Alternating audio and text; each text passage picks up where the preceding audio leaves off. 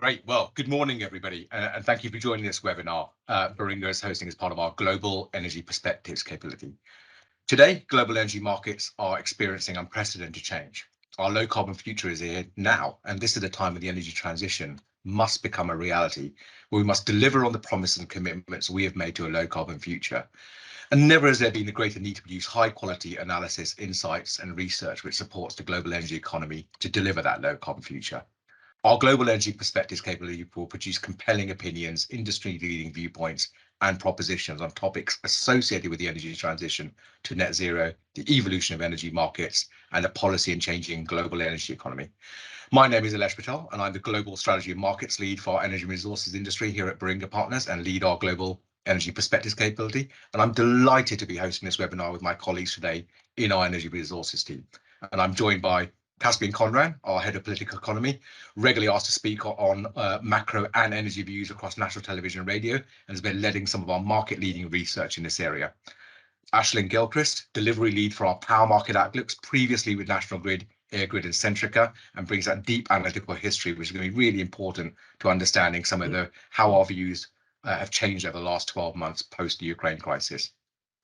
Chris Kavanagh is going to join us to talk about how the last year has impacted the energy transition, and he's our strategy lead for our power and low carbon business and previously a strategy consultant. And Phil Grant, who needs little introduction, I'm sure, to many of us in this group. Phil leads our power gen business globally. So today's webinar will focus on the role Baringa's today's webinar will focus, and our power market experts focus on how our changes to the outlook of our power market outlook has changed from 2030 relative to our views in 2021. So how has our 2022 view changed relative to 2021? And we'll identify the longer term implications of the Ukraine conflict for consumers, developers and investors. And so we'll explore issues like how long a wholesale price expect to remain elevated, what explains the significant differences between countries in price outlook, how's the energy mix likely to change, and how has our view changed over the last year? What does that mean for the energy transition, and is net zero still on course?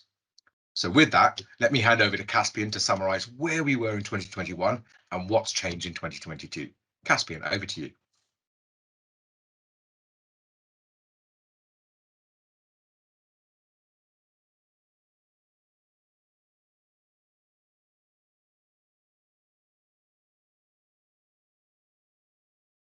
Looks like we've got a bit of a technical problem with Caspian. Oh, you're back now. Fantastic. So in many respects, I think we can characterize 2021 across a few thematics. I think in many respects, we can point to 2021 as being a year of high optimism. It was a new bar in terms of the energy transition, both in terms of its stability, but also through its multilateral success.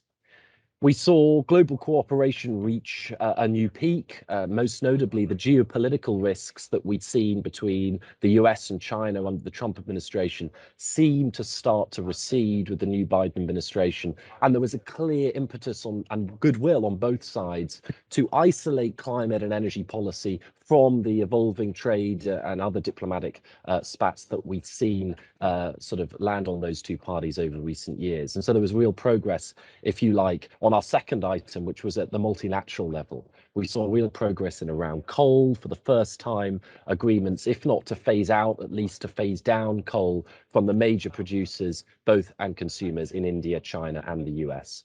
And actually on the economic sphere as well, we saw many of those macroeconomic risks that had plagued us since COVID starting to recede. There were strong signs in the first half, at least, of 2021 that the rebound in the recovery was strong enough to avert much of the deep scarring that we feared as a result of COVID-19. That pent-up demand looked sufficient to actually return us back to our output potential without structural damage, at least at the first half of 2021. In terms of salience, I think COP26 also reached a new audience in many respects and raised the salience of climate and energy and the imperative of the energy transition to a new audience. We saw surveys and polling, both in developed markets, but also emerging markets increasingly, showing considerable support for the energy transition and the trade-offs that would need to come with that transition in order to get to net zero from a wide variety of countries and jurisdictions. And of course, we also continue to see, both through regulatory and central bank action, increasing investor pressure around the ESG and stakeholder capitalism thematics, with increasing deployment of capital along green capital along the decarbonisation pathway of a multitude of different jurisdictions. So in many respects, when we stood at the end of 2021, Alesh and many of my colleagues on this call were pointing to actually the optimism that we faced when we went into 2022. We were saying that the energy transition looked firmer and more robust than it ever had done, at least previously. But obviously, as we know, that was not to be sustained. And indeed, 2022, if we go to the next slide, did ultimately represent a significant series of shocks to the economy, to geopolitics, but of course also to energy markets and the energy transition. The key events of 2022, well, actually, probably a lot of key events started before Ukraine. We saw heat because of the COVID rebound already driving inflationary pressures, and that was disrupting both the supply and demand balances of capex costs and LCOEs already, solar module costs already rising at the start of 2022.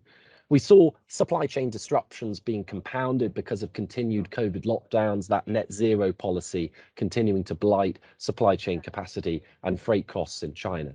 But obviously, the big development was the invasion of Ukraine on the 24th of February 2022, and the subsequent weaponization of Russian gas flows into Europe. And I think you can also broaden that into a wider thematic of a return of superpower rivalry and the movement towards a more multipolar world.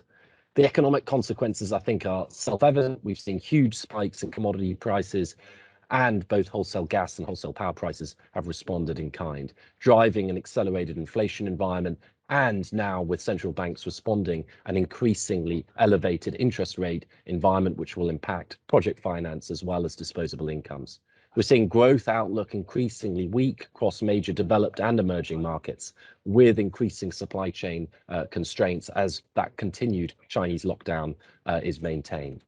But what does that all mean for power markets? And that's when I'm going to hand over to my colleagues, our power market experts, to look at the three big consequences of these dynamics for power markets in Europe. And I think if we can summarize them in just a few ways, we identified three broad categories that we're going to talk to you about today. The first is about high wholesale prices and what our outlook is for wholesale prices out to 2030. The third is a fundamental shift in the role of intervention from government, and we argue even the politicization of energy and climate in a way that we haven't seen before.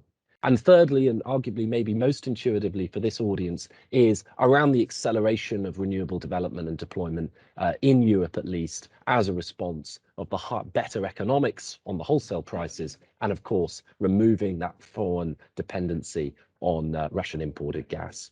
So I think I'm now going to skip the next slide, Jen, and hand straight over to my colleague who's going to talk to us about power and prices. Great. Thanks very much. Great. Okay, thank you for that, Caspian. So hello, everyone. I'm going to comment on our wholesale power market price projections.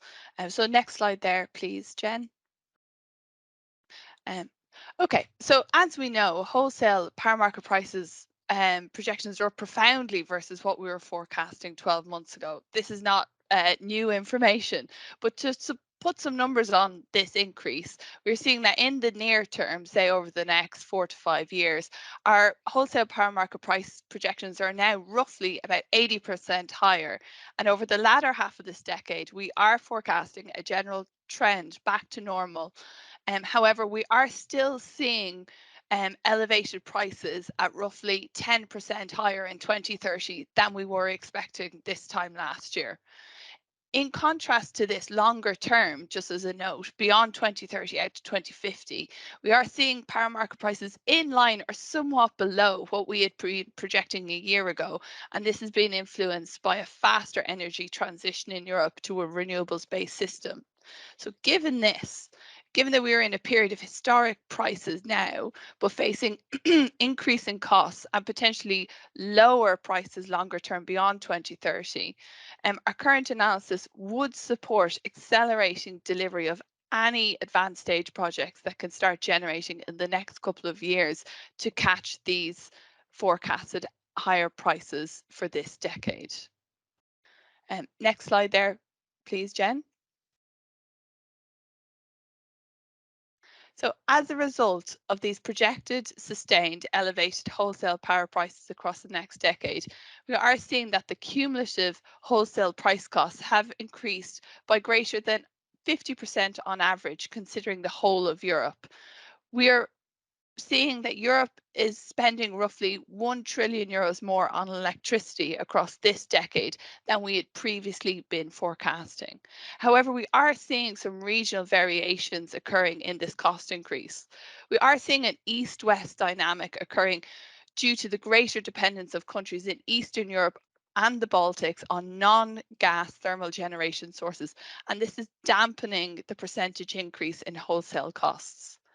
Secondly, the level of interconnection occurring in gas-dependent Western Europe is spreading that increase in wholesale power market prices across that region.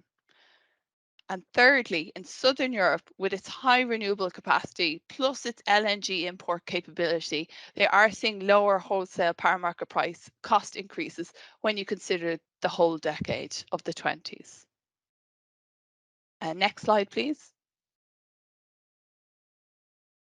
So this shouldn't come as a surprise as well, what we're saying here. So the change in our power market projections from last year is also showing a higher frequency in extreme prices and volatility out until 2030.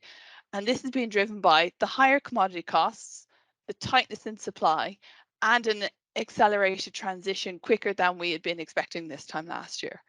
In particular, this is forecast to occur in 2023, but we are now also seeing increasing occurrences of high prices and volatility in 2030, which we hadn't been seeing before. However, in 2030, the environment in 2030 will certainly be a lower volatility environment to what we were forecasting in the first half of this decade. I think just to pause Yeah. there, we've got a couple of questions already, which is great. Sure. And please do send those in, everybody in the audience. So one question I think is the kind of potential counterintuitiveness of why French prices are so high, given their prevalence of their nuclear fleet. So maybe yourself or even Phil could just come in as comment on why French prices, and maybe Jen, if you could step back a slide, maybe just so that we can have the right slide up for that. Yeah, I was just drafting a response there to Ian. I'll finish it off in a minute. So I think the French, think about this from a fundamentals perspective. The French merit order is very homogenous. There's very little diversification. It's a very flat merit order. And as you say in your question, the level of nukes dominates, but of course nuclear availability has been incredibly low, at record low levels, and is forecast to remain there. The combination of maintenance, the impact of the drought. You know, we haven't talked about climatic conditions and weather conditions in this. It's and that has also been a huge feature of the last 6 to 9 months, which has made availability very low. Traditionally, pricing in France has been set by the opportunity cost of export. So what is the price in Spain? What is the price in GB? What is the price elsewhere in Northern Europe? And traditionally, it's been an export-led price, but very much now import dependent. And prices have absolutely rocketed given that scarcity. So the combination of that low hydro availability, dominant across Europe, and France particularly vulnerable to that, and low nuclear availability, partly as a consequence of unavailability, lack of water for cooling the plant, and those things have combined to really create that convergence of pricing. So it is a dramatic impact, and intuitively might not make sense, but it's reflective of that very flat merit order and nowhere else to go, if you like. Whereas Germany, France, GB have a much more diversified merit order that stretches and elongates upwards, but there is more capacity there that can respond to prices. And Phil, just the extra analytical build on what all of the data that we're going to be showing to you today is a comparison of our Q4 22 view versus our Q4 2021 view, which means the relative price changes. So the French rise in price relative to our view last year, and that's really, as you say, Phil, down to that merit order effect, the fact that gas consumption in France is not been reducing for power generation. In fact, gas is remaining at the margin, and they're heavily exposed to those high gas prices we're seeing compared to those other markets relatively, in our view today, versus a year ago. And Michael's asked a question as well on the impact in Eastern Europe, and absolutely right. You have a very coal-intensive region, whether that's open lignite mining or hard coal, and a lot of that is indexed to the international coal price, but sourced locally. Clearly, it's gas that has been the main price driver that's caused the spikes across Europe. So, ironically, the coal-based markets, which isn't necessarily what you'd have thought 5 years ago, as you saw carbon pricing begin to rise, those Eastern European markets really impacted by the rising carbon price. Over the last 12 months, have been somewhat mitigated by having that hard coal supply available. Great. Actually, let's get back to it. I think because there's some more comparative data. How has our view changed Q4 22 versus Q1 21 on many other facets I know you want to cover? So let's let you get back to it. Yeah, just 2 more slides would be the next slide there, Jen. So with these wholesale power market prices, we are seeing, looking here at renewables across a number of EU countries, we are seeing sustained increases in the profitabilities for renewables in Europe across the 20s. So overall, the expected net present value of renewable projects remain positive in all the cases that we see here, despite both LCOE shift going up and the capture price going up because of those wholesale market prices increasing. However, looking forward to our 2021 Q1 update in our market reports, we are expecting further upward movement in our LCOE projections next year, which may reduce the profit expectations in some projects. In this chart alone here, the only exception we are seeing in this chart is solar in Germany. Now we have to keep in mind we are doing a comparison from 1 year to the next. So this drop in solar in Germany here is just showing that versus our projections this time last year, solar projects do remain profitable in Germany, but at a lower level than we were previously forecasting. This is due to the accelerated transition in Germany, leading to profit cannibalization should the German solar build-out be deployed as per our most recent forecasted capacity installations. So it is that 1 year's forecast versus the next and how that changes. So renewable projects in Europe are remaining profitable despite the increase in LCOE and despite the accelerated transition. So next slide, please there, Jen. So moving away from renewables, and now looking at the impact on thermal generators. Here we are taking a bit of a look on the impact on European gas plants. So we are seeing a variety of responses in gas plant profitability across Europe due to each country's varying domestic mix and the policy response seen in each of those countries.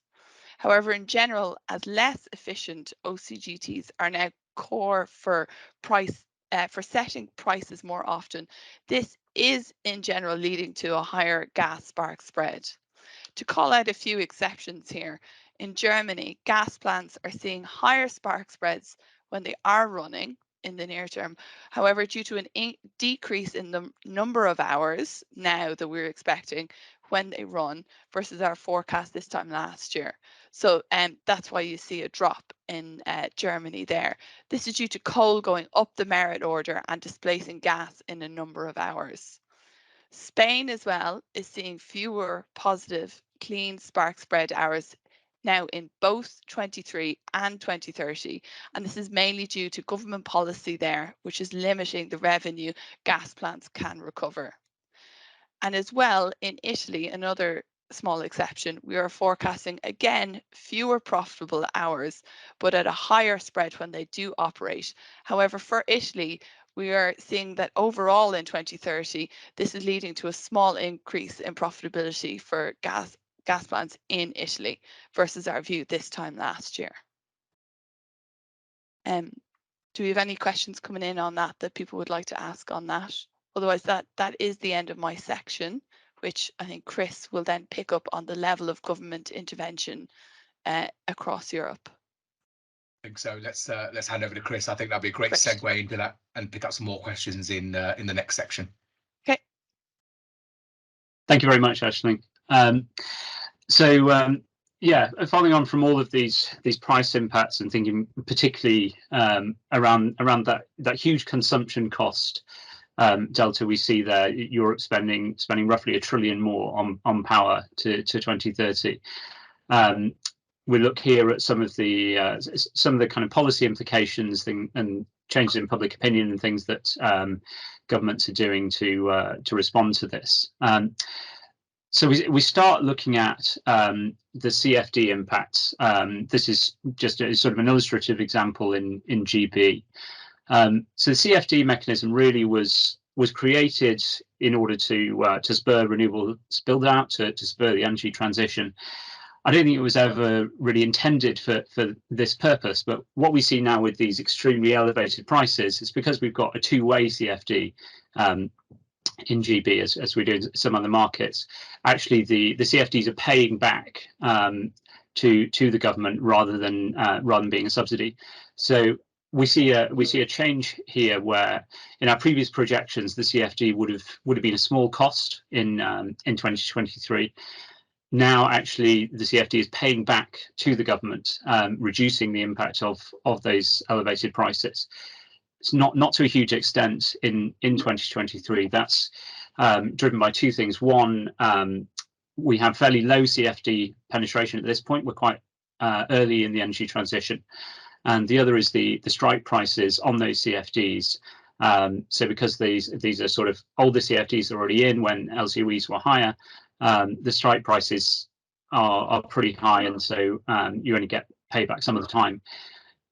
We've had a little look at what would happen if you had similarly high prices in 2030 with the CFD stock at that point. At that point, you're getting CFDs covering almost half of generation. And you've got lower strike prices, of course, because of the prices in auctions having come down over time. And at that point, we would see really a very large sort of buffer effect, where actually 10 billion of that extra cost could be knocked off by having the CFD mechanism paying back to the government. So this becomes sort of an increasingly powerful stabilizer on electricity prices over the decade. Next slide, please, Joe. And so here we look at what's happened in terms of public opinion. Really, these very high prices have sort of turned the energy sector and electricity prices into a sort of kitchen table dinner party conversation sort of topic in a way they weren't before. Maybe anyone would have wanted you to come around the house and talk about electricity prices a few years ago, and now everyone's talking about it, everyone's thinking about it, and we see that in terms of what the public are searching for when they go online. I can just see this little insight here into what people are thinking. So 7 times more searches in Spain and Germany for electricity price information in 2022 than we were seeing in 2018.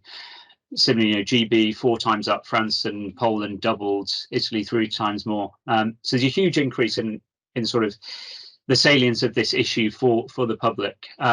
And here on the right, we see this is a series of surveys in GB, particularly on support for windfall tax. So on the one side, we have people being more concerned, thinking more about these prices, and on the other, we have people thinking about interventions that might happen in the market to confiscate back some of those extra profits. And we see, consistently over time, a majority of the public in favour of a windfall tax. And next slide, please, Jen. And so, with all these impacts on their voters, the consumers, and also with the impact on businesses, governments obviously have been hugely concerned from the social and the economic perspective to do something about this. And so we see absolutely huge interventions in markets here. Governments reserving massive amounts of money to intervene. I say reserving because a lot of these interventions are sort of setting price levels, and so the exact spend depends on how price levels will change. So the exact bill for this we probably won't know for years, but across the country shown there's more than 600 billion euros reserved to respond to this. And we see quite a range of responses though. So Germany leading the way, very focused on trying to protect their domestic industry, and there's sort of really existential worries for German manufacturing, whether they can cope with these prices long term. And then we see over the other end a country like Ireland spending a lot less and taking a more sort of free market perspective. So they're handing out a bit of cash to consumers, but actually having public education campaigns saying, please, turn the lights off, turn down your demand, because they've got significant capacity issues there as well. And so there's quite a large difference across Europe in what countries want to spend. In the UK, there was a planned campaign, and that was actually scrapped because the government didn't want to make consumers panic, and so the private sector is doing a little bit of attempting to reduce demand. Yeah, it's really a profound amount of spending and intervention that we're starting to see. If we go to the next slide, please, Jen.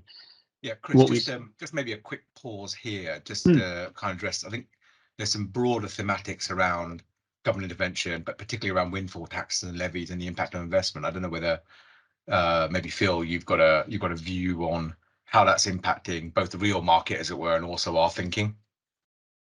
Yeah, I mean, there's a range of different mechanisms that are being considered and proposed across the various different jurisdictions. Obviously, the specific question in the UK around the generator levy, very specifically, yes, it has been considered.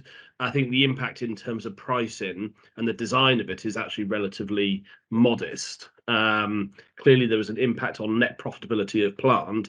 There will be a tax applied on power prices above a certain threshold, a very high threshold or relatively high threshold, and let's not forget, way in excess, way above the level at which investment decisions for any form of merchant-backed renewables were made. The vast majority of decisions were made around a 50-60 pounds per megawatt hour power price. So the taxation level kicks in at a significantly high level, and then that's recouped through levy, and that'll be fed back to consumers to offset some of the costs. So I actually think the UK, through that levy, has come up with a mechanism that impacts bottom line absolutely for very high profits, but actually doesn't necessarily distort the market in the short term in the same way that perhaps some of the price caps or a blunt price cap instrument would do.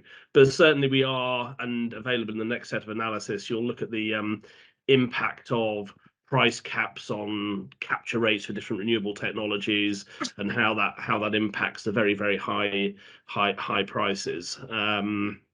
But I think, yeah, our view, and perhaps moving outside of the very immediate response of price caps and affordability, we are going to see an increase in government intervention. We're going to see governments making more explicit technology decisions. And the consequences of that is that governments will be allocating capital more directly, I think, than we've seen historically, in order to address both security of supply and decarbonisation going forward. And I think this has given that the last 12 months has given that mechanism, the rationale, the license, if you like, for greater intervention above and beyond the very near price cap and affordability measures that we're seeing at the moment. Perhaps this is something we can return to as we begin to wrap up, because I think as we look at markets going forward and we think about the type of analysis that we'll be running, more and more government intervention and the impact of that and the distribution of profitability that we then see as a result of it is going to be a key thematic for certainly how we steer this analysis going forward. I think that's 100% right, Phil. And just I know Germany, I was talking to Carsten Neuhoff, Professor Carsten Neuhoff at the German Institute for Economic Research, DIW Berlin, and they're writing some excellent papers right now on implementing a CFD mechanism in Germany and the benefits of that for consumers and in the context of driving investment at a scale that needs to be on, which I know we'll come to around the energy transition section. So Chris, maybe back to you just to let you make some progress, because I'm sure, as Phil says, we'll come back to this. Sure. Thanks, Phil, and thanks, Alesh. So yeah, moving on here, it is essentially that other side of the coin. Governments are spending so much money, and so they are both for their own fiscal reasons. And I think there's also a sense of fairness in terms of the public, people looking to take back some money from the energy sector, and talking about these extra profits from the elevated prices being sort of super economic profits, or profits that haven't been really earned by the companies. So there's a lot of feeling to essentially confiscate back some of that extra revenue to pay for these interventions. And we see obviously there's at the EU-wide level, then there's some policy on this, and then that is implemented by individual countries individually. So here we've had a look and seen which countries already have revenue caps in place, or windfall taxes, which are at the proposal stage, and the very few where we can't find a proposal yet. And it's very striking to see, you know, the vast majority of the countries shown, we do have one of both of these policies in place, in fact. And it's striking how rapidly this is happening when we're sort of rechecking the research on this, and people countries move up into the in place and move up into the proposed category, because these announcements coming thick and fast. And even some of the ones in the proposed category here, it's, you know, it's been voted on once, it's kind of before Parliament, that sort of thing. So there's essentially a massive trend across Europe to implement these interventions that do this other side of the coin, taking money back. Next slide, please, Jen. And so one of these policies being the revenue caps, we've had a little bit of a look in some representative countries on what the impact of those revenue caps will be. It's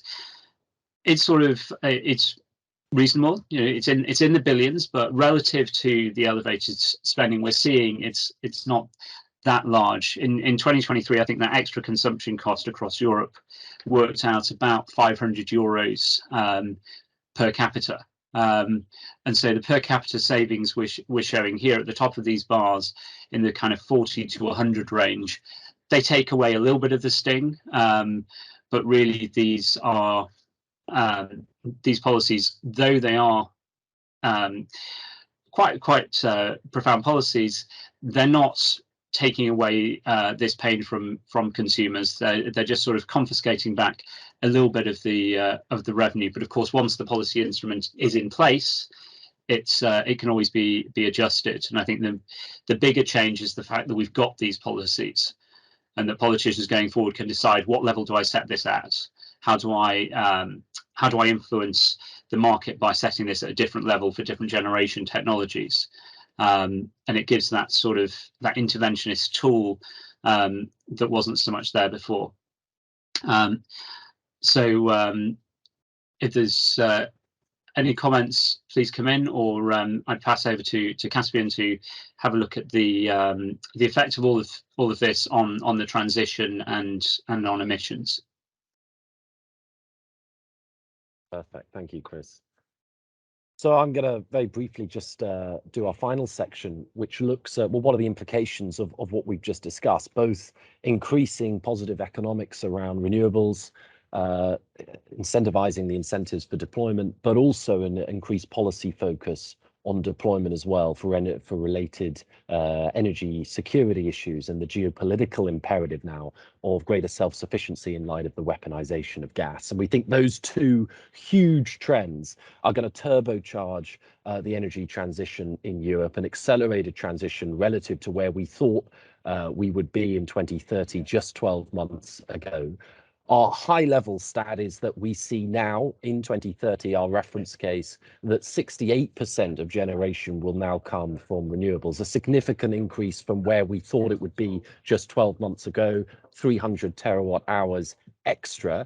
And that would remove or reduce non-renewables as a proportion of the generation mix in 2030 to 32%, down from where we thought it would be at 37% just 12 months ago. So this visual here, it's my favorite visual of this deck. It shows the inner ring, which is our current capacity generation by technology of this year. The second ring is where we thought 12 months ago we would be in 2030. And then the final ring, the third ring, is our new reference case, our new central outlook for 2030. And you can see actually very visually and starkly how fundamentally our view has changed in just the 12 months, owing to the points that Aisling and Chris have identified. So an accelerated transition, but actually one that's uneven across different countries. And on the next slide, we make a pointed note of the fact that clearly the transition accelerant, the stimulus that we're seeing, will impact different markets in different ways. This is a graph showing where we now think countries, or when we now think countries will achieve what we thought 12 months ago they would have achieved in 2030. So how many years of accelerant, if you like, has been achieved in the last 12 months? If we're to take GB there, we now think they would achieve in 2028 what we thought 12 months ago they would have achieved in 2030 in terms of renewable energy generation. And actually, you can see there is some variation across different markets. And I think that's quite interesting when you're thinking about Europe as a whole, but actually increasing variation between member states and the United Kingdom, of course, because of those domestic policy, permitting, planning constraints, and the availability to draw an accelerated pipeline into development early. We know some, such as, Aisling's mentioned solar in Germany, faster deployment rates, faster and quicker operation to bring those online. And so that will impact different markets differently. If we go on to the next slide, we see that actually to that point, most of the increase in capacity that we now envisage by 2030 will be made up by solar, owing to the lower and faster deployment rates of that technology. And I think that's the main point of this graph. 94 gigawatts of that extra capacity that we envisage by 2030 will come from solar. But actually, the second point is that we see overall a significant increase of capacity owing to that greater acceleration of renewable deployment. What was once being deployed post 2030 out to 2035, we now see increasingly being deployed before 2030. 173 extra gigawatts of capacity relative to our ref case in 2021 by 2030. A significant opportunity, of course, for investors as well. If we go on to the next slide. Go on, Chris. Casimir, if I could just come in there on one of the questions on the chat on the previous slide on France, why we saw France actually slipping. It's not the projections, it's the ability to reach them really. So we saw sort of under subscription in some of the recent rounds, and so our experts felt that actually France's ability to deliver on its targets was slipping, and that's why we see them possibly moving back. Perfect. Thanks, Chris. Yeah. No worries. Okay, Jen, if we move to then the next slide. So we've kept the numbers off this, but of course our reference case subscribers will receive the numbers. This is a view of our central outlook for battery storage, increasing rapidly, as you can see on this visual. Every year now of our forecast, it is larger deployment operational scale lithium batteries than where we thought in 2021, and increasing very strongly out till 2030. And really in pink, you can see that really in lockstep with our view of cumulative renewable capacity, as is intuitive. Greater renewable deployment, the acceleration of the renewable transition necessitates an increased acceleration of storage and other technologies to deal with intermittency. As I say, our reference case subscribers will have the full numbers here, but at least you can see that our central outlook for lithium batteries is one of an accelerated stimulus as well. Okay, the next slide.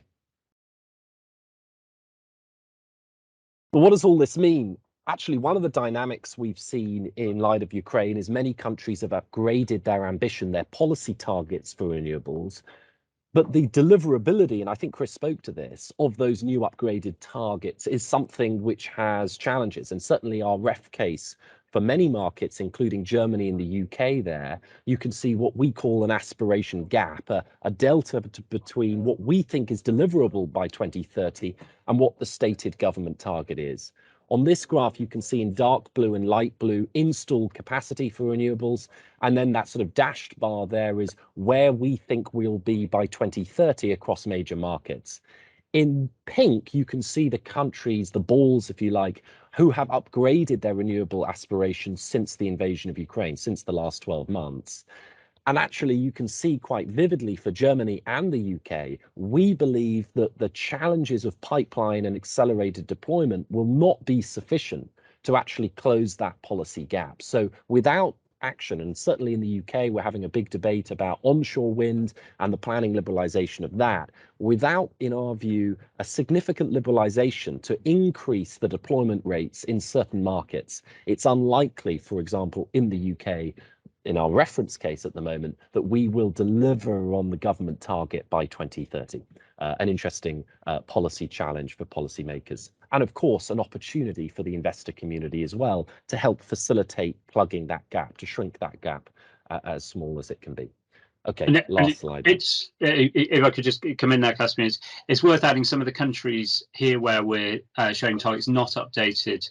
There may be conversations and sort of people starting to work out how should they respond to the Repower EU agenda that's come in response to the invasion. So it's quite likely those blue balls, they are going to shift, and we will have increased targets coming down the line quite soon.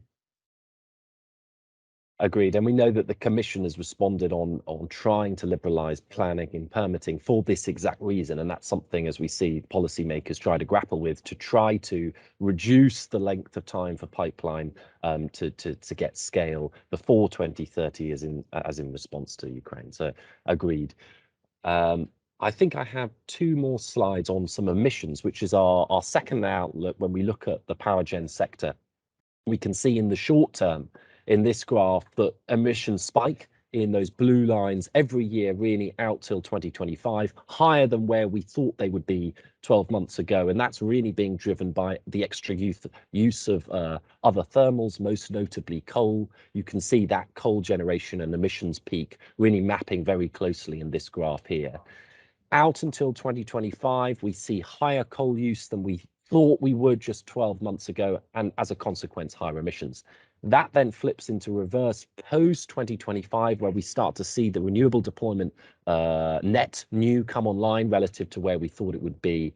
And therefore, coal use is lower than where we thought it would be from 2026 out till 2030. And as a consequence, those in-year emissions fall and are in net deficit relative to 12 months ago out from 2026.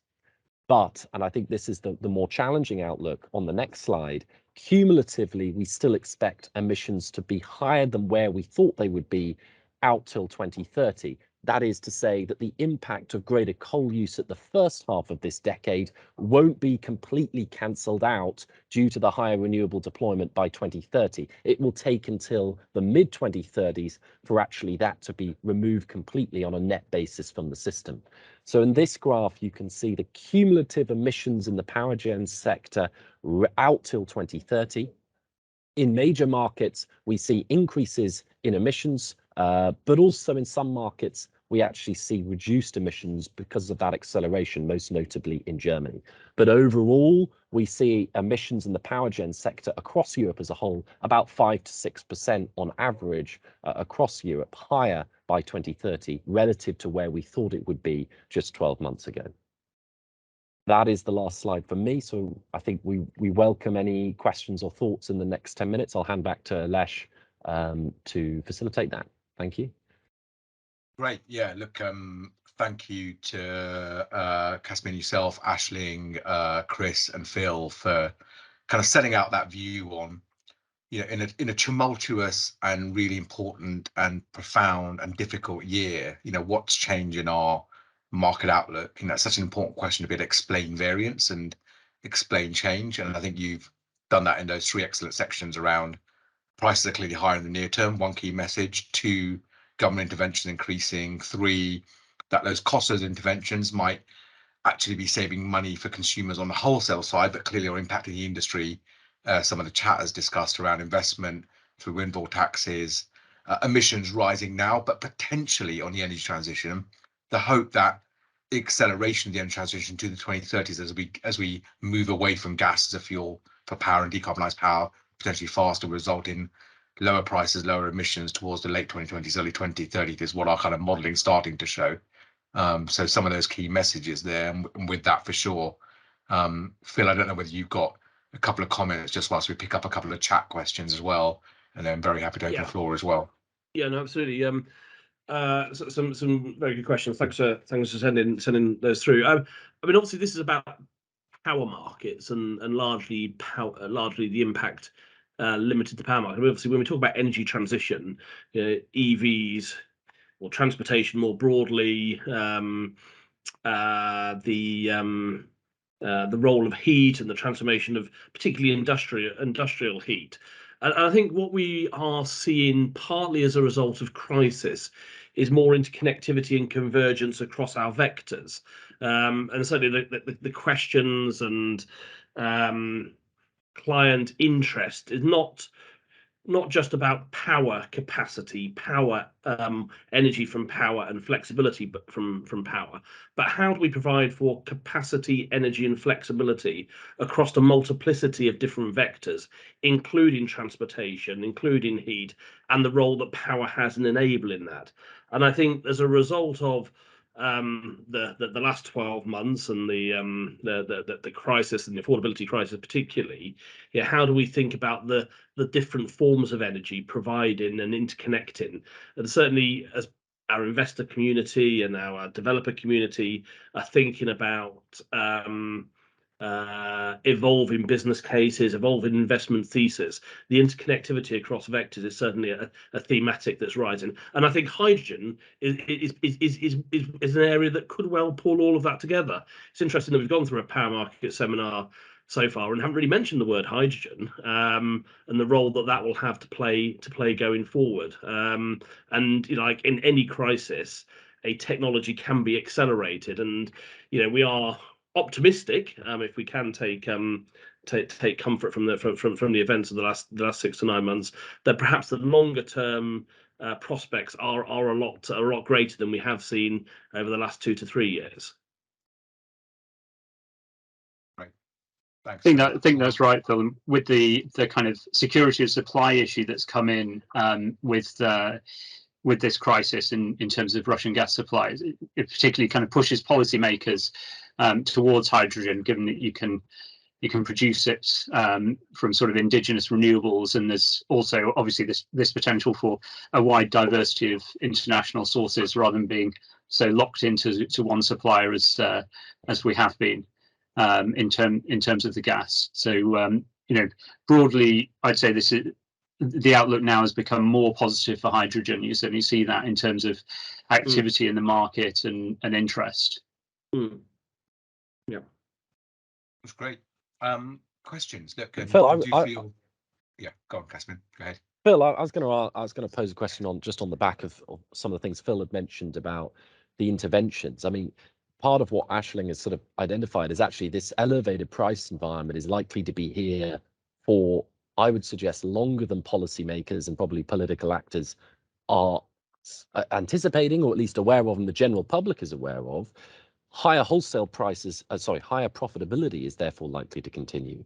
This notion of short-term market interventions, is there a risk here that actually what is billed as short-term market interventions actually starts to either beg a longer-term questions around the role of government intervention, either through market reform and CFD penetration, which Chris points to, or through a longer role for levies and windfall taxes?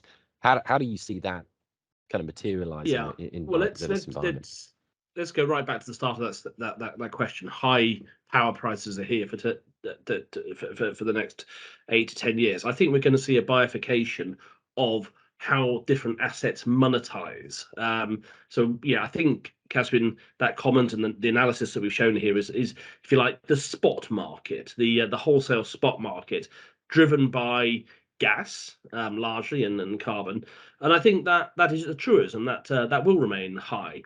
Now, the relevance of that market mechanism, I think, will diminish actually over the next decade.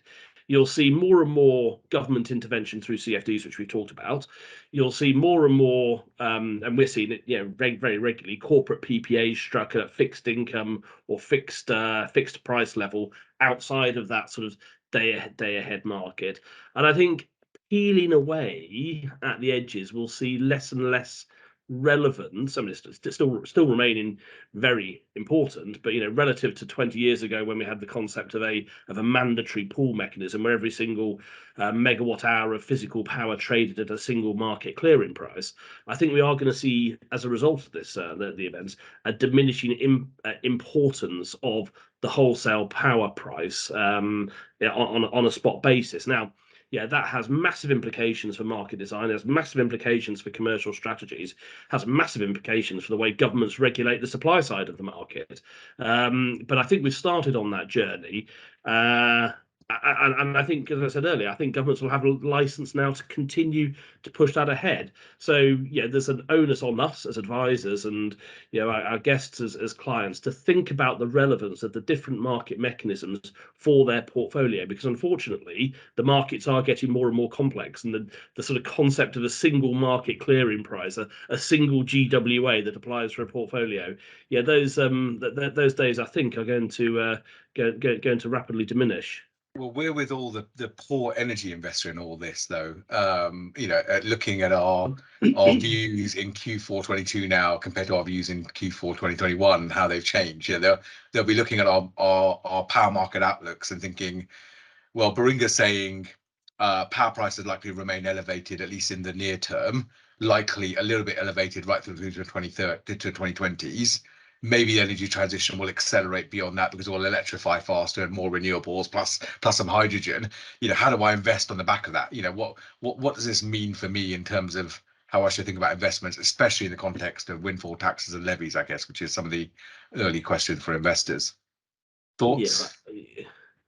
I have to be very careful what I say with a group of 130 of our clients on the call, but we shouldn't brush all investors as one homogenous group, right? There's a lot of investors have looked at the last 12 months, having made windfall profit, but really fundamentally understood the political risk at which they're exposing their portfolios to. And I think for some of the investors, some of the investment community, the fact that their major risk factor is a geopolitical risk driven several thousand miles away has come as a bit of a stark realization. And whilst they benefited from those from that significant profitability, actually, if we're moving towards more of an infrastructure type funding model, obviously at a very large scale with the nuclear assets and the CFD assets, but perhaps a less exotic and a less exciting world where returns are a little bit more managed and stable over the long term, that may be an attractive environment for the vast majority of infrastructure type investors. Yep, and I've had a little bit more of a technical question just offline, which maybe Aisling and Caspian, actually, probably both of you could just help answer, thinking about to what extent do our Q4 2022 views, certainly kind of the previous years, or what's we build in the future, we're going to reflect some of the supply chain constraints, financing constraints that we believe the industry is facing, that impact things like LCOE, financing, and capital costs. Maybe actually first just on the modelling and kind of market view and CAS, what can we say about some of those issues going forward just from a market perspective? So it is certainly we consider. Now there has been some questions in the chat on how we build our assumptions. So we have PLCS, we have a number of market experts that feed into our modelling projections that work directly with clients to get what can I say, real-time information for what companies in each country's view on how build-outs are going, and we combine this with government targets to give us an ability to form a holistic country view on how the energy transition is going. So we do take a number of sources, government, public reports, public studies, directly from companies we work with, and we combine all that to create our projections on what we think is the most realistic capacity build out and demand assumptions for our modelling. So I would just say that yes, the impacts of the supply chains, we do review our capacity build outs each quarter, and we will refresh them if we think that each quarter we are or aren't closer to achieving those targets, which are reflected in the chart that we showed in the webinar already, where for some countries we aren't achieving those government targets. Yes, our Q3 report had a couple of slides in the exec summary which commented exactly on this, if people have that, to give a summary of the risks and challenges for achieving renewable targets and the energy transition targets. Great, Cass, I think that's the next bit. That's yours. Yeah, go on. Yeah, conscious we've only got 2 minutes, so I can't give an answer. But what I think we will say is we fundamentally believe that the stability around global supply chains, declining LCOEs, ultra loose monetary policy, and low project financing costs is arguably over, and it will become a much more volatile environment over the next decade. And of course, therefore, it is becoming upon us to increasingly offer views and perspectives around what those mega trends mean, both on the geopolitics and on the macroeconomics, and how they fund and influence the course of capital deployment and the energy transition across markets. It's not, maybe we'll have a separate webinar, Alesh, to go into the specifics of those, but I think I just wanted to impress that, yes, we are considering those, absolutely, and we think that they will be big themes and variables in the future, and arguably far more than they have been over the last 10 to 20 years. And that does represent an increase in the risk in this marketplace, but it's one that we think can be managed and mitigated. I think that's really important, and I know in January to February, you and the team here will be thinking about renewables attractiveness, LCOEs, supply chain, financing costs, and building out another thought leadership piece where we bring some of our data together in a different way, like we've just done today. It is 11 o'clock now, and I'm conscious that everyone will have diary and other meetings to go to. So I really want to thank you all. Two things. One is, I think as Phil said in the chat, we're really keen that this becomes part of a regular cadence for our global market projections across all of our key geographies, including the US, Southeast Asia, Europe, and elsewhere, kind of a look back and a look forward, part of explaining the variance in our market reports. All of our European market reports, I think, will be available just before Christmas for our Q4 reports for the subscribers out there. So please do look for it. If you're not a subscriber, get in touch with Aisling or Phil or any of the team that you know, or your client lead if you have one historically. Please get in touch with them. I'm sure they'll be able to help you, and we'll continue this series. It feels such an important part that we can play both as Baringa and you as an industry to bring together and be able to explain some of the analysis and what it means for you investors, as well as government policymakers and energy companies. So thank you very much again, and have an amazing Christmas and festive break, and best wishes for 2023.